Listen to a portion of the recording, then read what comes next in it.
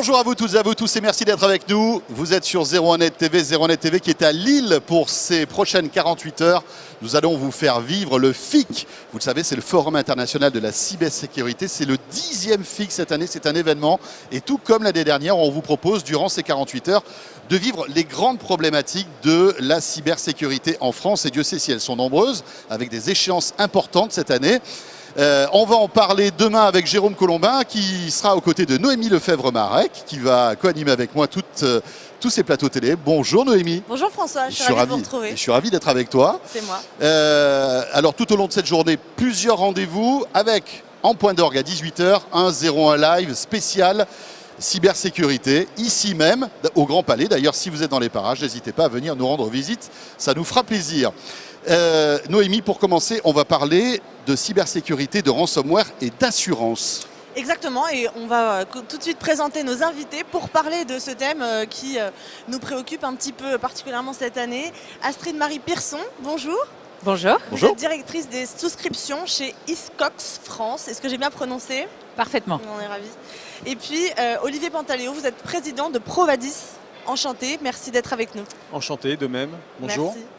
Alors Astrid Marie, pour tous ceux qui ne connaîtraient pas Hiscox, en fait il s'agit d'un assureur. Vous représentez cet assureur qui assure beaucoup de choses.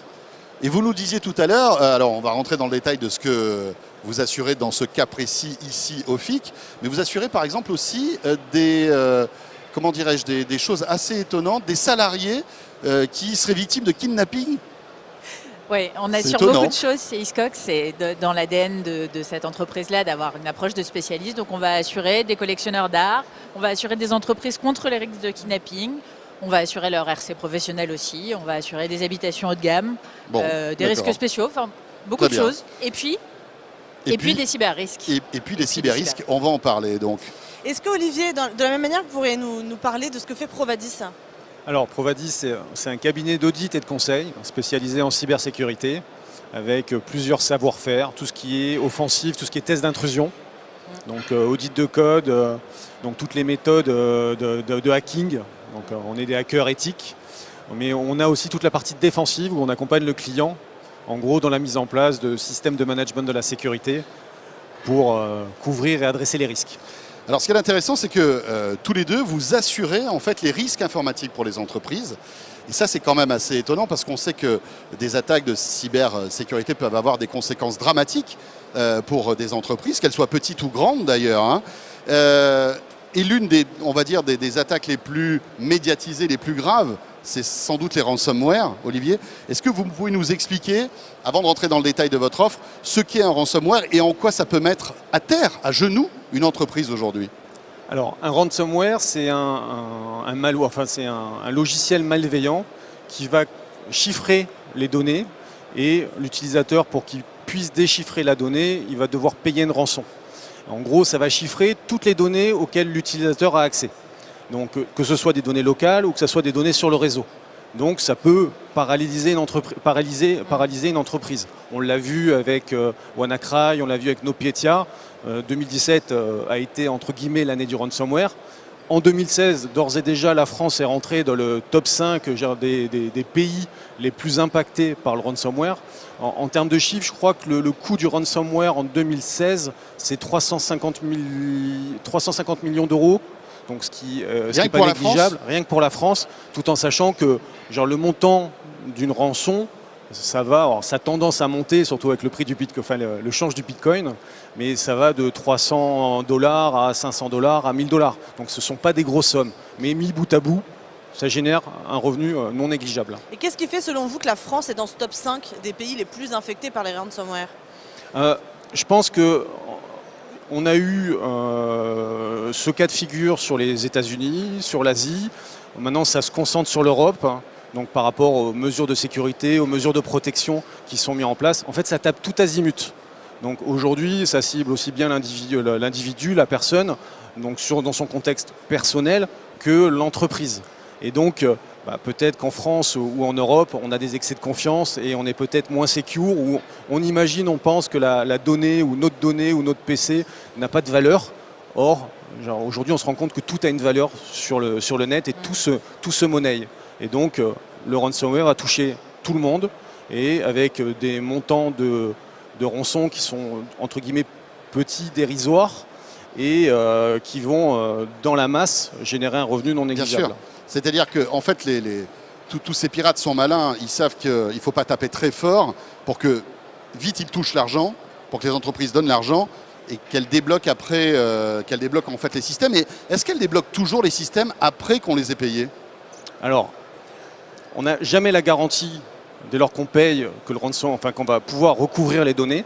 Ceci dit, maintenant, c'est de plus en plus perfectionné. Et ce qu'on voit, c'est qu'on a capacité à tester, à pré-tester, avant de payer, pour s'assurer que ça fonctionne. Parce que dans les faits, la clé qui va permettre de déchiffrer, en règle générale, est stockée sur un serveur qui lui-même a été piraté. Si entre le moment où on décide de payer, la personne qui héberge la clé de déchiffrement se rend compte que son serveur a été piraté, il le réinstalle et là c'est terminé. Donc on n'a plus la clé de déchiffrement. Malgré tout, ils permettent de tester, ils ont une super hotline, il y a un super support.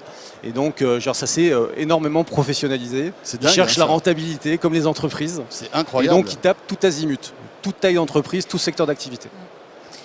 Et avec une rançon en moyenne qui est assez souvent inférieure à ce qu'une entreprise pense qu'il faudrait mettre sur la table pour récupérer les données. Ça peut coûter combien? Récupérer les données, si vraiment le serveur est complètement effacé, ça peut être des dizaines, des centaines de milliers d'euros. Enfin, toutes les données d'une entreprise effacées, vous imaginez. Donc, en face de ça, payer 500, 600, même 3 ou 4 000 euros pour être rien franc, finalement. C'est pas grand-chose. Et ils le savent. Et puis, comme ils comptent potentiellement que ça arrive plus d'une fois, ils ont un service client tout à fait haut de gamme.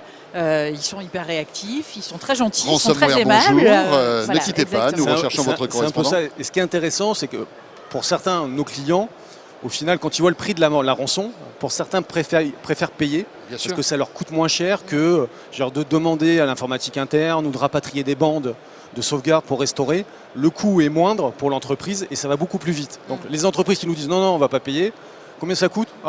Quoique, on va peut-être payer. Et en fait, finalement, ils payent. Le seul bémol à ça, c'est peut-être que c'est quand même en face des gens qui mettent un grand soin à créer des ransomware, peut-être un peu moins sur les clés de déchiffrement. Je pense qu'une entreprise, une fois qu'elle a la clé de déchiffrement, le boulot commence et il peut y avoir des mauvaises surprises à la clé. Donc c'est pas pour autant qu'elle va rien payer d'autre que la rançon. Olivier, comment attrape-t-on aujourd'hui un ransomware? Alors, le principal vecteur de contamination, c'est l'humain, c'est le mail, c'est le web.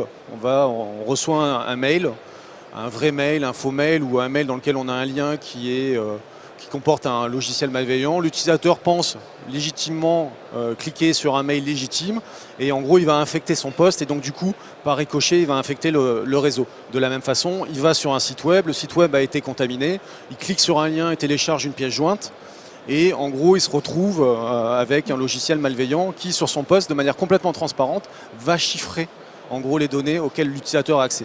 Donc le maillon faible, je pense que c'est l'humain. Et c'est le fait que tout à chacun dans l'entreprise, toute personne qui manipule une ressource informatique, à tout moment peut cliquer sur un mail ou sur un lien ou sur une page web qui contient en gros le fameux ransomware. Ce qui nous amène finalement à parler de ce que vous proposez, parce que vous travaillez ensemble et vous proposez, si j'ai bien compris, une solution qui garantisse aussi d'assurer en quelque sorte les entreprises par rapport au ransomware. C'est ça. En fait, l'idée, c'est que ça fait chacun dans nos domaines un petit moment maintenant qu'on voit ces problématiques-là. Et ce dont on s'aperçoit, c'est que quand on ne fait que de la protection technique, juridique, c'est bien, mais ce n'est pas suffisant. Quand on propose qu'une solution d'assurance, somme toute, il suffit que l'entreprise ne soit pas protégée et donc on va systématiquement enchaîner les sinistres avec des primes qui vont monter au plafond. Et donc la conclusion, c'est que probablement que la solution est quelque part dans le fait d'avoir une approche qui permette un travail sur la protection technique, technologique, des outils de protection, c'est extrêmement important. Travailler sur la sensibilisation des gens, parce que c'est quand même par eux la plupart du temps que le problème arrive. Comment ça se passe concrètement? Sensibiliser les gens, ça veut dire quoi pour vous? Typiquement, ça va être des modules de formation, par exemple. Ça va être... Olivier, il a un outil formidable de tests en direct. En gros, l'idée, c'est de mettre les utilisateurs en cas réel. Donc, ils vont faire la formation, la sensibilisation, et derrière, on va coupler ça avec des plateformes de phishing. On va envoyer des faux mails pour voir si l'utilisateur se pose les bonnes questions, s'il a les bons réflexes, et on va monter en maturité. Donc, en gros, on le sensibilise d'un côté et on le garde aware de l'autre en permanence. Et ça peut être technologique, via l'envoi de mails, ça peut être aussi via des campagnes de phoning, en se faisant passer pour quelqu'un de malveillant sur du social engineering. Voilà, l'idée, c'est vraiment de sensibiliser en permanence, en temps continu, l'utilisateur et de le tester. Et de tester tout le temps. Tout le temps. Et les résultats sont très souvent surprenants, pour le top management des entreprises en particulier. Ils s'y attendent pas. Astrid, mettons-nous dans le cas où une société se fait infecter. Il y a eu une faille dans les systèmes. Alors je souhaite que ça n'arrive pas, mais peut-être que ça pourra arriver. Ça arrive toujours. Hein. Ça peut arriver. Ça arrive toujours. Je suis assuré. Qu'est-ce qui se passe à ce moment-là? Alors, en fait, il va se passer deux choses. D'abord, en amont, on a travaillé ensemble avec Provadis pour regarder le risque, pour accompagner l'entreprise et donc pour la préparer potentiellement aux conséquences d'un incident. On va pouvoir réagir très vite parce que c'est des choses et des systèmes et des gens qu'on connaît déjà. Oui. Et donc, c'est mettre tout de suite autour de la table les bonnes personnes pour décider quoi faire. Décider s'il faut payer la rançon ou pas. Décider quelles données il faut, la récupération de quelles données il faut privilégier. Décider dans quel délai on agit. Est-ce que vous assurez etc. la perte de chiffre d'affaires durant, on va dire, la paralysie de l'entreprise à cause du ransomware? Et c'est extrêmement important parce que imaginez que vous êtes... l'exemple le plus parlant pour moi, c'est un commerçant qui fait du, 80% online. Pas de données et pas de site. Hein. Pas de données, pas de site qui fonctionne, pas de commande. Ça arrive le premier jour des soldes. Qu'est-ce qui se passe ? Embêtant. Voilà. C'est un tout petit peu embêtant. Donc bien sûr, on assure ça. Bien sûr, on assure la perte la non-réalisation de chiffre d'affaires.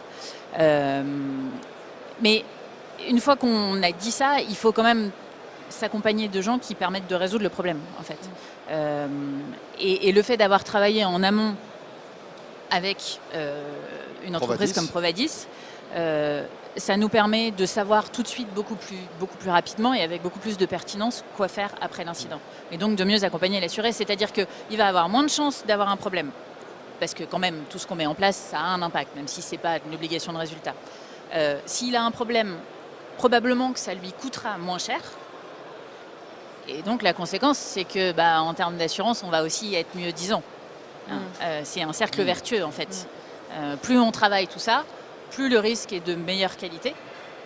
Et donc, meilleure est la solution d'assurance et moins chère elle est. Olivier. Effectivement, pour compléter ce que dit Astrid, dans le cas du dispositif qu'on a mis en œuvre, en fait, il y a un triptyque. Il y a une solution technologique avec une approche assez innovante. C'est-à-dire que l'éditeur de solutions qu'on va déployer sur l'environnement du client, lui-même propose ce qu'on appelle une ransomware garantie. C'est-à-dire que lui dit, il est tellement sûr de sa solution, si le client est infecté par un ransomware, je m'engage à indemniser le client à hauteur de 1 000 $ par poste dans la limite d'1 million de $. Et ça, c'est vous? Ça n'a rien à voir avec ça n'a rien à voir avec l'assurance. Mais ça veut dire quoi concrètement? Ça veut dire que vous avez peu ou pas de franchise. Oui. Puisque finalement, la franchise, je ne sais pas, admettons qu'il y a une franchise à 2 000 €, en fait, la franchise, c'est la moitié.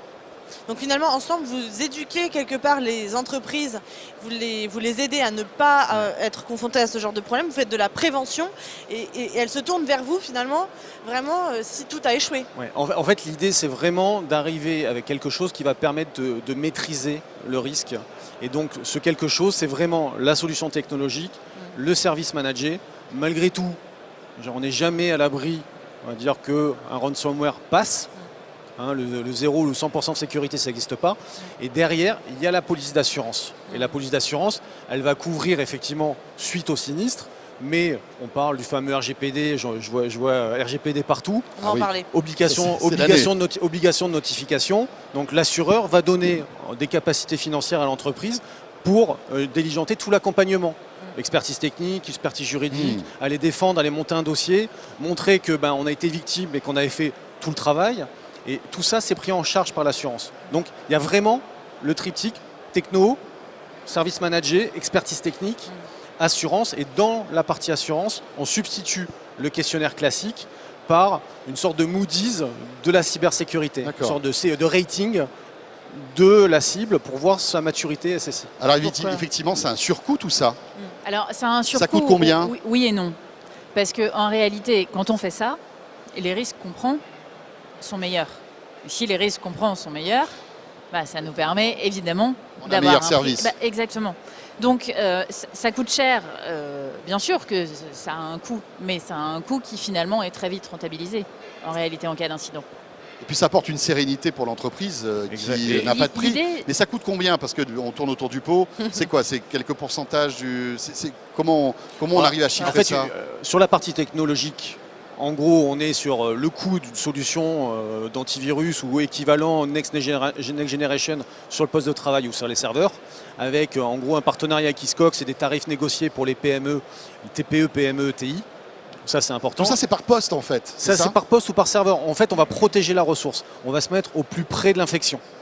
Donc là, en gros, on n'a pas réinventé le modèle. Par contre, on est sur des tarifs négociés et on est dans le cadre d'un partenariat entre la solution technologique, le prestataire qui va manager, qui va porter l'expertise et l'assureur.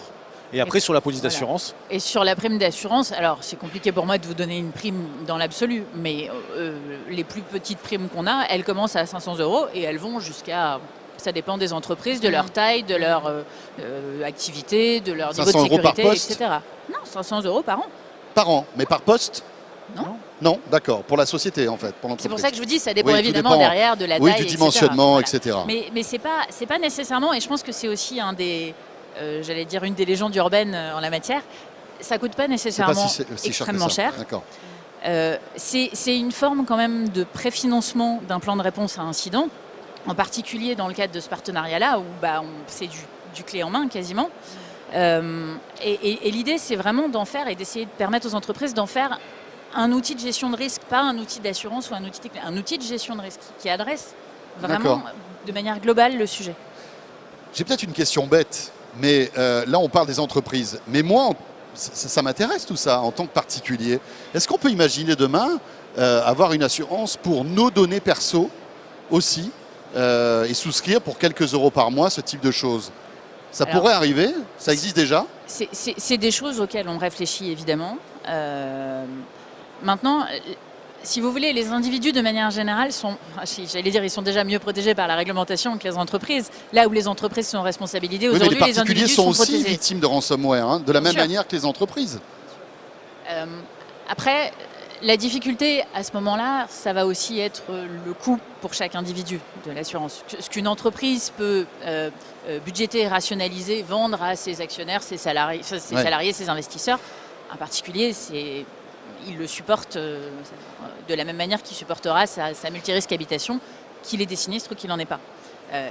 Donc, je pense qu'au niveau des individus, très honnêtement, la première chose à faire, c'est certainement de travailler sur l'éducation, l'état d'esprit, le fait de ne pas faire n'importe quoi, de ne jamais dire « j'ai rien à cacher, mes données valent rien, de toute façon, moi, ça m'est égal si on prend tout ce qu'il y a sur mon ordinateur ». Parce que c'est pas vrai. Mais la plupart du temps, elles ont une valeur affective surtout. Oui, déjà. Et puis il y a des choses. Vraiment des données. Il y a des choses, si elles sortent de l'ordinateur de quelqu'un, je pense que ça lui posera des problèmes. Même la puissance de la machine, genre la bande passante internet de l'internaute. Tout ça, ça se vend au kilo sur le dark web comme on achète des légumes au marché le week-end. On n'a pas volé la donnée, mais on utilise le poste d'une personne pour pouvoir participer à une attaque distribuée, par exemple. Donc tout a une valeur marchande. Eh bien merci, si tous ceux qui nous regardent veulent en savoir plus, vous êtes ici présents au FIC. Hein, donc, tout à fait. Voilà. Merci beaucoup à tous les deux. Merci à vous. Et on se retrouve tout au long de cette journée, ici sur 01net TV, au FIC, au Grand Palais à Lille avec Noémie pour d'autres sujets passionnants liés à la cybersécurité. Et merci d'être là.